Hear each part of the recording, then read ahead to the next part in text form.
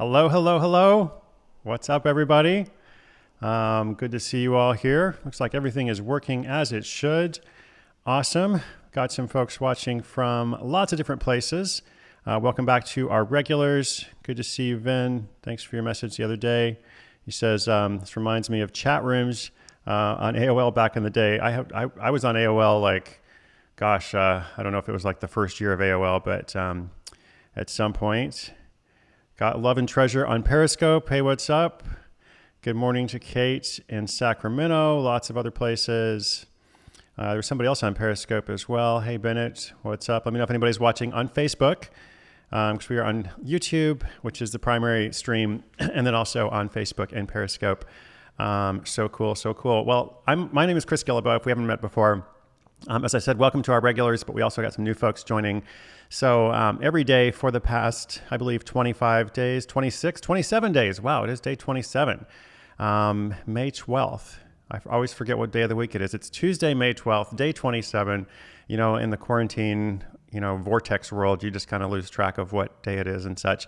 But every morning at 9 a.m. Pacific, I've just been coming online to host a conversation with lots of awesome people from around the world, as you can see. And we're talking about finding opportunities in a time of uncertainty.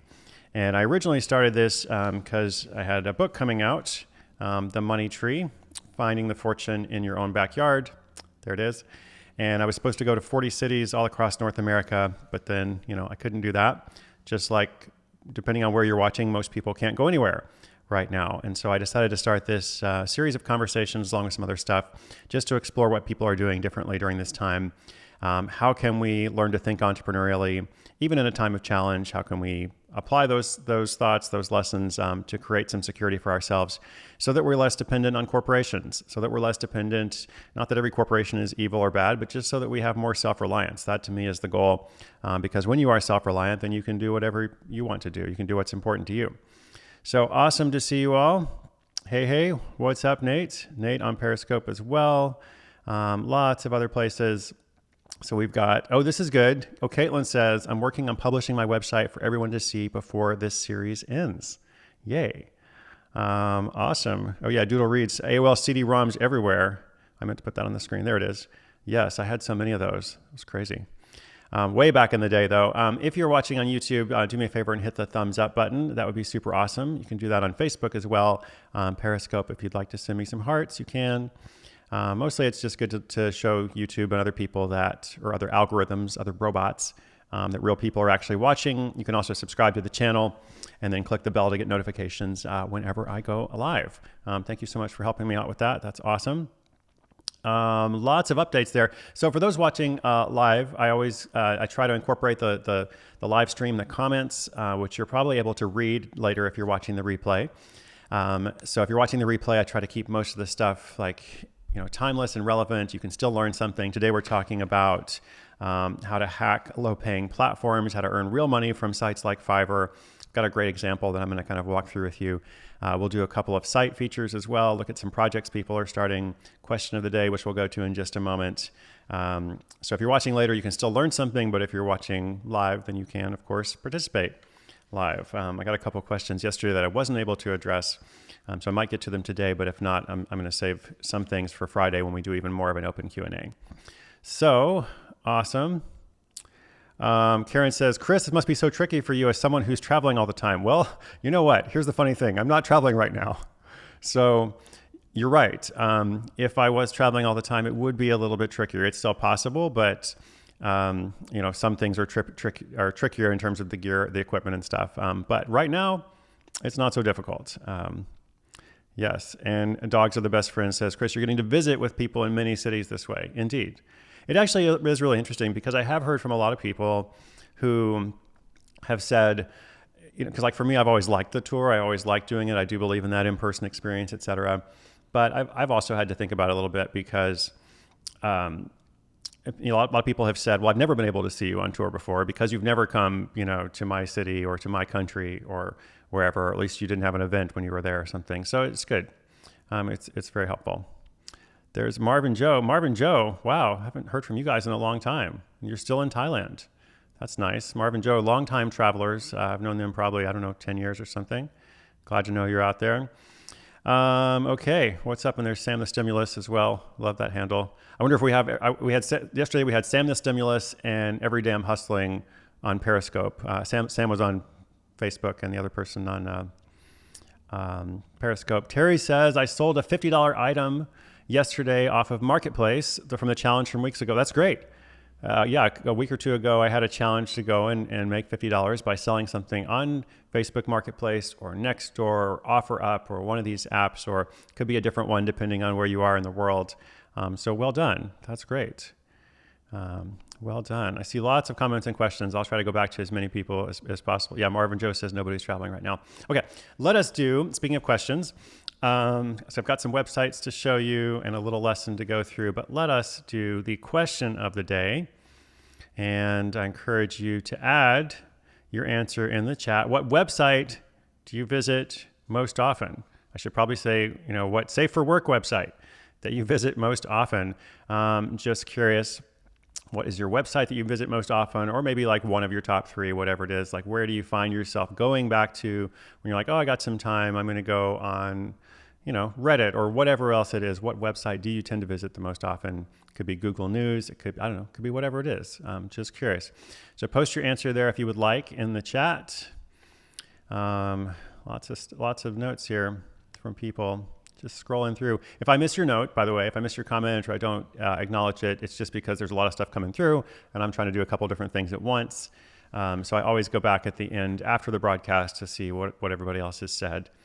So thank you for participating. I'm going to pick one winner from the comments from wherever people are watching, and I will send you a free copy of the new book if you already have it, which is awesome. Thank you if you've already had it, if you've been reading it.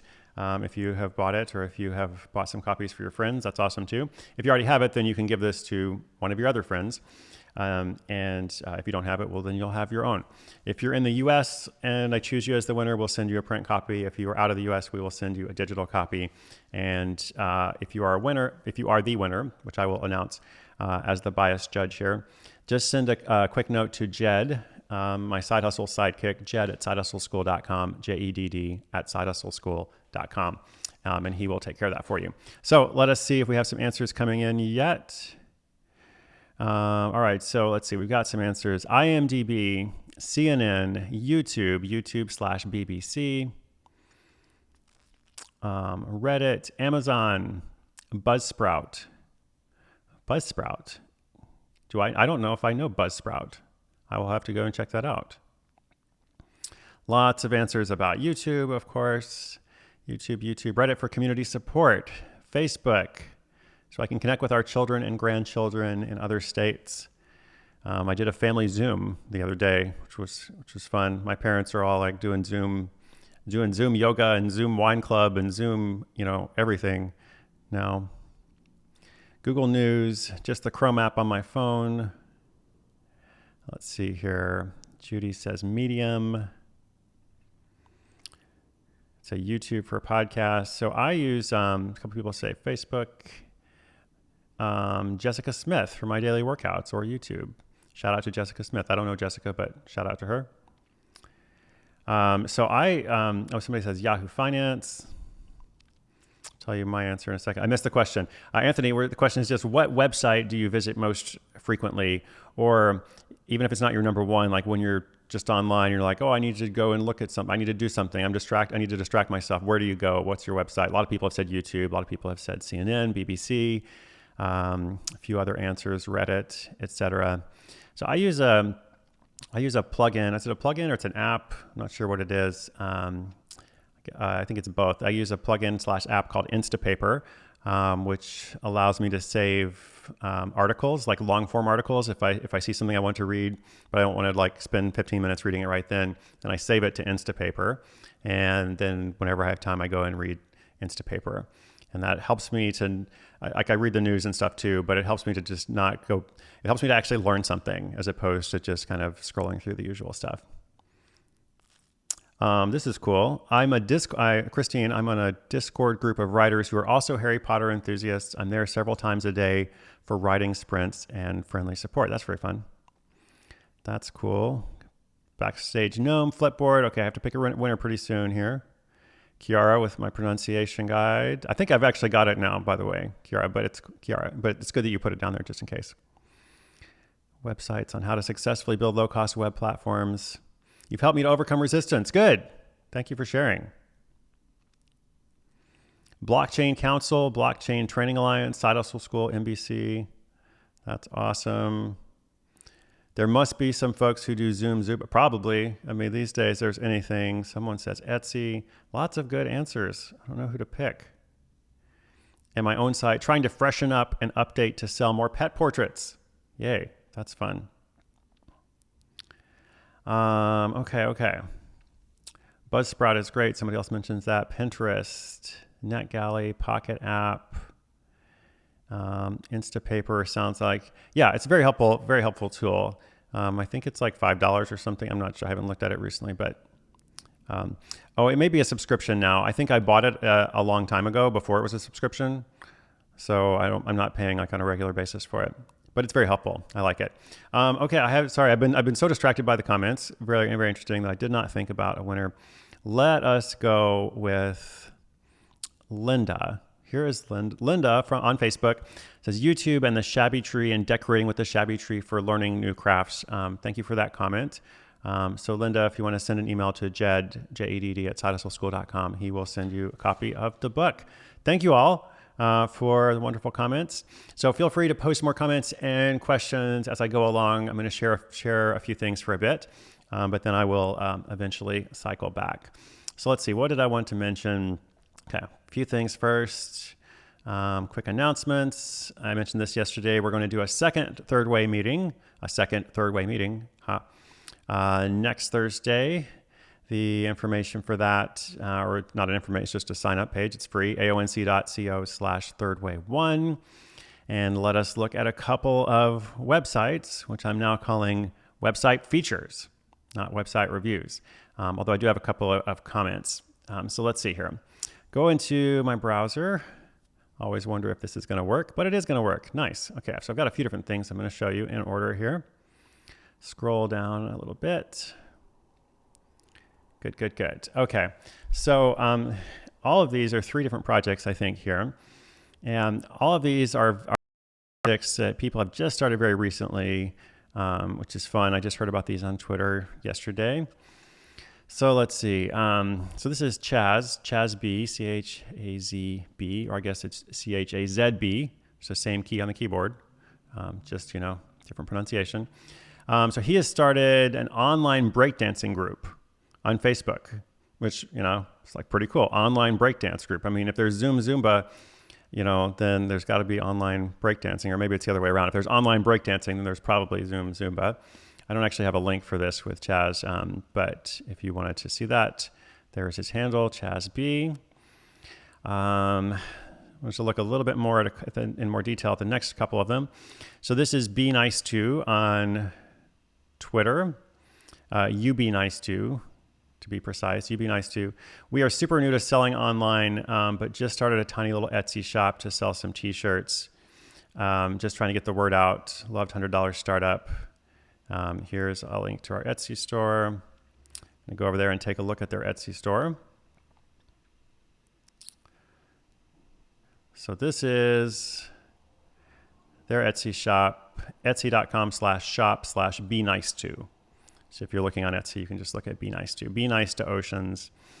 So they are selling these t-shirts that you can see here.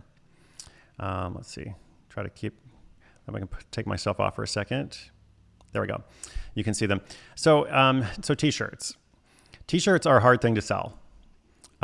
T-shirts are a tough market for a couple different reasons. One, because of fit. Like there's so many different sizes. There are so many different sizes. Every manufacturer also makes them differently. And so you can provide a sizing chart, but people still have trouble with it. I also know from hosting World Domination Summit every year that like we have done t-shirts for 9 years now. We have some experience with it, with thousands of them. And yet there's always some issue. There's always some issue of people say they want one size, they say this is their size, but then they show up and they're like, oh, I want a different size. Or as I said, they're all made differently. So it's hard. I'm not saying that people shouldn't sell t-shirts. I'm just saying there's some challenges if you're going to go into this. I do like the branding. We believe it's easy to be nice to people, places, and things. We're a friendly little apparel brand that hopes to inspire others to be nice to the things you love and enjoy. And our t-shirt designs will focus on themes of being nice. So this is good. Nice little write-up. Like I said, I like the branding. It's good. If I scroll to the bottom, there's one thing I didn't love here. Oh yeah, it's like I don't accept returns, exchanges, or cancellations. I don't know if you sell T-shirts, it's kind of hard to not accept exchanges or any clothing items. It's really hard to not do like an exchange just for a size. You could say I don't do refunds, but to not be willing to like swap a size is a little bit difficult. So it might just cause somebody to pause a little bit.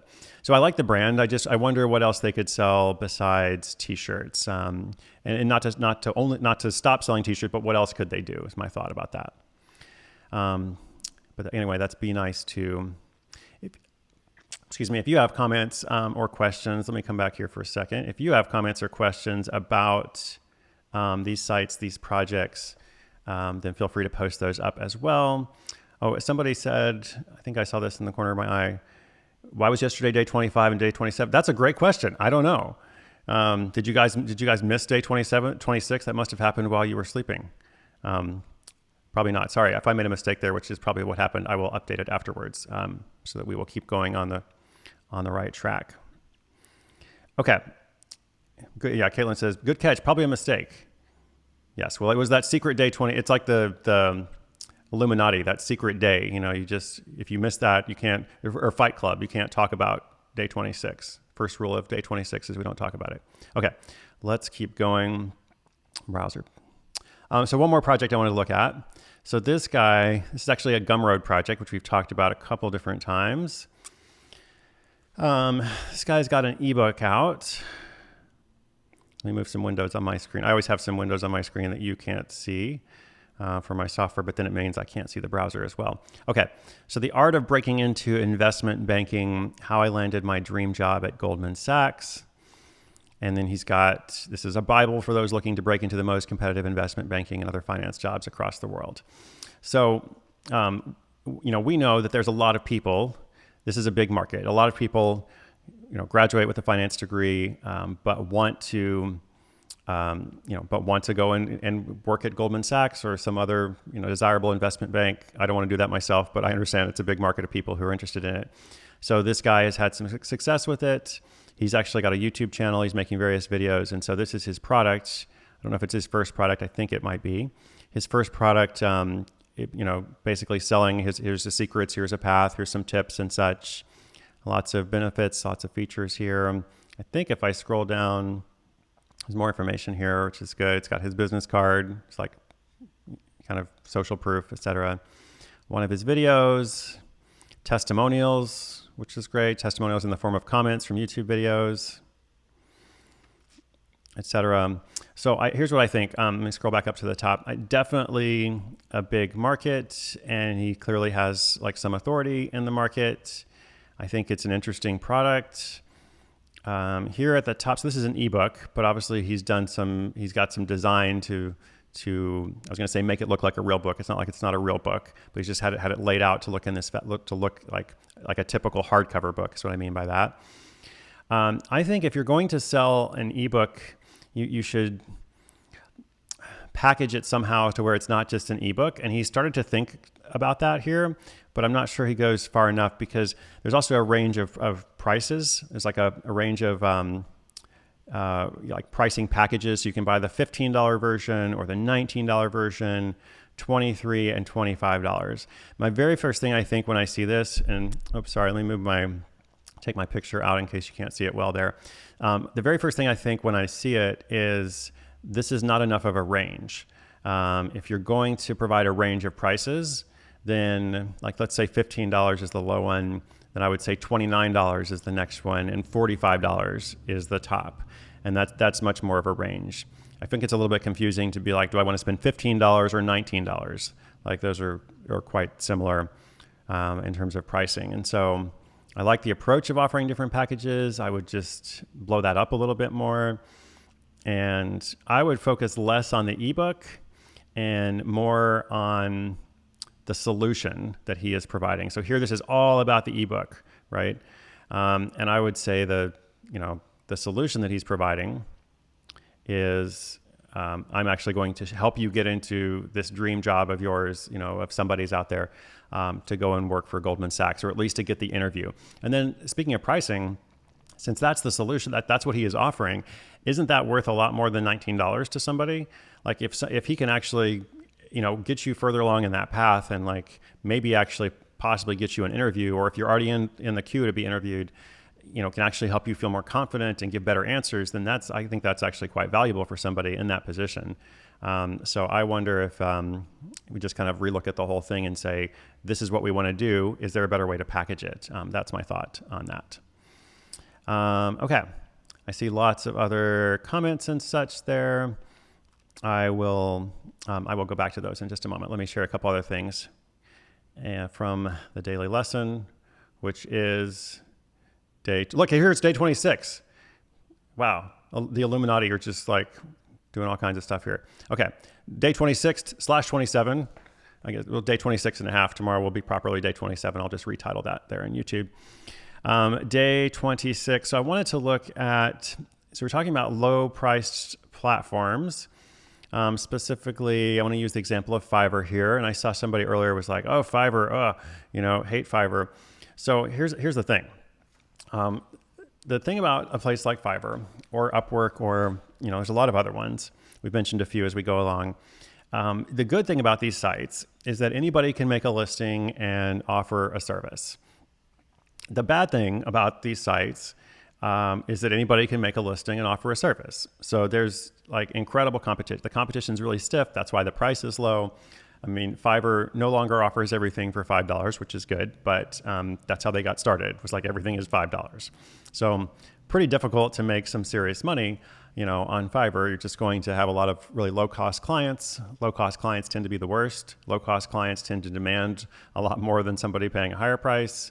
I've seen that over and over. When I used to sell a lot of ebooks and like multimedia products and such, and I had like a range of packages like we were just talking about, I could consistently predict that the people that were going to be more difficult or the refund requests would always come from the low end. Basically, like the people who paid the least would always be the ones who wanted the most customer service or had some complaint or something. So that's the negative. It is, however, possible, and we've seen in a few different ways inside Hustle School to basically like use the power of these platforms, because again, the good thing is, you can get up and running really quickly, and not just that, but they have this massive marketplace.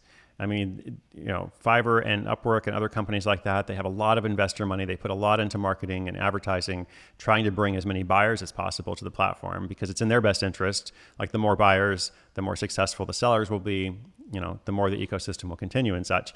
So it is possible. And the one story I wanted to look at, this is episode 521. So if you want to listen to the whole story, sidehustleschool.com/521, but we will actually look at this guy's profile here. His name is Dion. I got to meet him. I forget where I met him, but I met him on tour at some point back when I was able to tour. Could be Florida. So this is his profile, which you can see for yourself, fiverr.com with two R's, fiverr.com/Dion. I also wonder about the vanity URL. That's pretty cool that you can just get that. I didn't know you could do that. I don't know if he had to do something special for that or if everybody can do that. I'm probably fiverr.com/Chris is probably taken, but that's okay. I don't really want it either. So here you can see Dion's gigs. Okay. And like I said, this guy's done very well, $100,000, more than $100,000 now. And he's got more than 1,000 reviews. And what I think is interesting is there are just 3 gigs listed here. I think in the beginning, he was doing a bunch of stuff, but now he's mostly doing one thing. So if we ignore this one thing on the right, because it doesn't have many reviews, there are 2 others. And this one has 29 reviews, and then this one has, can't quite see that, I think it's like 1,000 plus reviews, maybe even more than that. So the 2 that I want to look at here, is first one, I will creatively direct, this is one in the middle, I will creatively direct and graphically design your venture. So this is kind of high end. This is a $1,000 service. Now he's not doing a ton of those, but he's got a 5-star rating and he's done at least 29 of those. So not everybody has rated him. Perhaps it could be more than that, but he's done at least 29, of these services for $1,000. So, that's a lot more than $5, right? So for everybody who's like I see Mandy says, Fiverr service is mostly people reselling the same stock images over and over as logos. There's a ton of crap basically on Fiverr. So, you can see what he's doing that's so different here with the $1,000 package. But I think what he's done even more than that, so that's like a special thing for those who can pay for it. The way that he's been the most successful is with this other service, which is naming your product, invention, business, or book. At some point, he just realized he was pretty good at that. I think he actually, now that I remember the story, he actually started by telling jokes, like writing jokes. Like, I will write a joke for you for $5, right, with Fiverr. And, over time, realized he was, that same creative energy or that same creative process he was good at could be used for something that was more commercially valuable than just writing jokes. So 3,000 reviews, now that I can see that. I will give your product, invention, business, or book or name. He's got a video that explains it. He's got lots of examples. He's got 3 packages. And I believe so here the basic package is $65. I think the standard is $100. Premium is going to be a little bit more than that. I don't know, $150 or something, I would guess. So you can see that range is more distributed. I'd like to go back to that comment I had about Gumroad a while back. But it costs at least $65, to pay for this service. I would imagine most people pick the standard one. That's usually how it works with the range of different services. Is the basic economy one is there as like a price anchor. The premium one is there for people who really want, the premium solution, which there's always a certain percentage, usually 10 to 20%. And then most people will pick standard. So if you imagine most people are picking standard at $100 or whatever, he's got more than 3,000, reviews with that. And he's done some other stuff as well. So the key point here is he's not doing the logo thing. He's not doing voiceover. He's doing, he's found a way to offer a specialized kind of service. And I'm sure other people can go and offer the service to name your business. Like, it's not something that is exclusive, or there's not any way to prevent other people from offering it. But because he's been doing it so much, he's got like all these different ratings and reviews. One, his service is going to come up first in the listings because he's got such a good reputation. Like, Fiverr is going to reward that. There's a lot of social proof with it. It's like if you're going to pay somebody $100 to name your business or to give you some ideas, you're probably going to hire him. You're probably not going to choose somebody else unless there's a really compelling reason to do it. So when I was looking through the Side Hustle School archives, I found some other examples, but this one was my favorite because here's a low-priced platform. A lot of people are not being able to, not having success with it, or they're getting paid $5 at a time, but yet he's found a way to actually do very well. And I think he's then, I don't know this for sure, but I would imagine some of those clients, especially the higher end ones that have paid $1,000, I imagine a lot of those have then gone on to be his clients away from the platform. And so then he's not paying the Fiverr fees. It's all away from that network. He's actually building more of a business. So that's what you want to do, or at least that's a model you can follow if you're interested in doing that. Again, it's easy to get started. You're going to face a lot of competition, but if you can find a way, to keep going there, then you might have outstanding results. Okay, let me know if you have any comments or questions. I see a bunch of stuff. I'm going to go through it in just a moment, or let me go through a couple of them at least. Let's see. Has online piracy? Oh, so here's a great question from Delph. Has online piracy of your material ever been a concern, or something you've had to spend a lot of time preventing or worrying about? So I think it was Seth Godin, I think, who first said something about how your problem as an author is not piracy, it's obscurity. Like, your problem is not that people are going to want to steal your stuff, it's that nobody's going to care. And once I heard that, I was like, that's absolutely true. Like, the greater challenge is nobody's going to notice you. Like, that is much more of a challenge than like you're so popular that people are taking stuff from you and like reprinting it or whatever. So I don't really, when Delph says like, is it something you have to spend a lot of time? I choose not to spend time worrying about it because I don't worry about things I can't control for the most part. And like there's always going to be people who take stuff and put it up on some website, and like it's just a losing battle to kind of go after that. So pretty much everything I've ever made one way or another has been duplicated or shared or put on BitTorrent or whatever. And I just don't. I feel like people who are going to use those services for the most part aren't going to pay for something anyway. It's not like they're going to pay for my ebook, but then they find it for free. It's more just like they find a bunch of stuff for free. That's what I think. So I just don't worry about it. Just looking at some of your comments here. Great. Maybe it's so day 30, the last day lands on a Friday. Well, that's the thing. I did realize that day 29 will be Friday. And I said we're going to go for at least 30 days. And then I'm going to regroup a little bit. I'm not going to stop streaming after that, but I do want to kind of pull back and just kind of take a look at things. So I'll talk a little bit more about that tomorrow. I wish I had structured it differently, but I had to miss that one day. There was one day that I had some early interviews and they kind of conflicted with this time period. So day 29 will be Friday, and then we'll figure it out from there. Okay, let's do the daily challenge. And I'll try to respond to a couple more things before I go. Daily challenge. What was yesterday? Did anybody do that? Yesterday was virtually meet somebody. Sorry, I'm talking too fast here. Initiate a conversation with a stranger, I think it was, either virtually or otherwise, depending on what your situation is. Yeah, so today, let me see actually if I can. This was introduce yourself to a stranger, virtually or otherwise. Let me know if anybody did that. And today is to spend 30 minutes learning something new. There's so many ways to learn new things these days through podcasts right here on YouTube or through lots and lots of other platforms. Just try to learn something that you haven't learned before. It could be coding, it could be music, it could be art, it could be, we've had a couple people already said they're like learning to build their website, which is pretty cool. Whatever it is. Who knows? Spend 30 minutes learning something new. It's always good to disrupt your routine. We had that another challenge one time. Could be something totally different. Whatever it is, my challenge is to spend 30 minutes learning something new. Let's see here. Okay, a couple comments and questions before we wrap up. Kiara, am I specifically about your view on low-cost platforms for website platforms to get started? Kiara, do you mean like a Squarespace kind of situation, like some kind of platform to help you start your website? If that's the question, I have an answer for that. So we'll come back to that.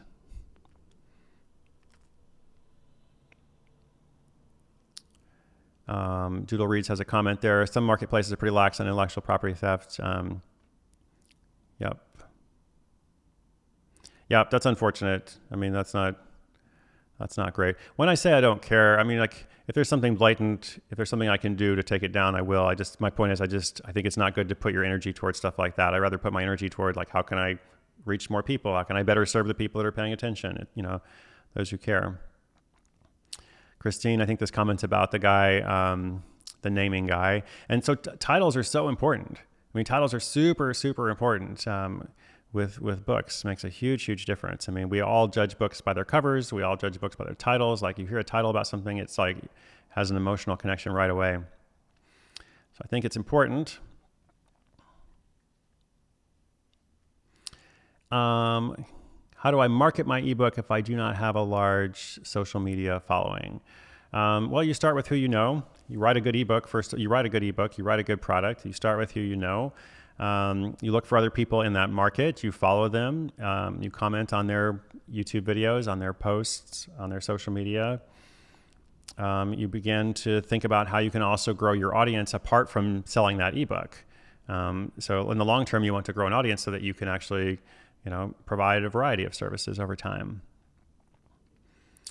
All right, it is 9:35. I'm going to wrap up in 1 second. Oh, sorry, here's the answer. Wix, Square, WordPress. So yeah, I don't have, if I can make that a little bit bigger there. So WordPress.com, I think, is what you're talking about. WordPress.org is a little bit different. WordPress.org is a completely customizable solution that's actually free, and then you need a web host to use WordPress.org. But WordPress.com is a lot like Squarespace.com or Wix, or I don't know, a number of others. The names are escaping me at the moment. I don't think there's anything wrong with them at all. I think they're actually very helpful. Like you pay a small amount of money each month and they make it plug and play and they make it easy, and then you can grow from there and maybe eventually move it off that platform if you're looking for something different. But they're actually very helpful. Anything that helps you get started, anything that helps you move forward and have your website, your project, whatever it is, out to the world, that can only be helpful. Anything like that, it's good.